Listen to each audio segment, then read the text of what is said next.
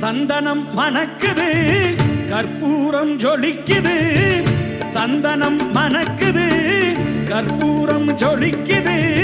கந்தகிரி கோயில் வந்தால் நன்மையெல்லாம் நடக்குது கந்தகிரி கோயில் வந்தால் நன்மையெல்லாம் நடக்குது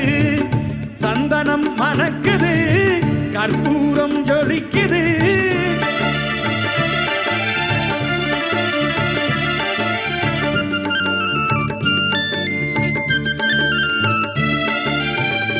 நித்தமும் பாலிலே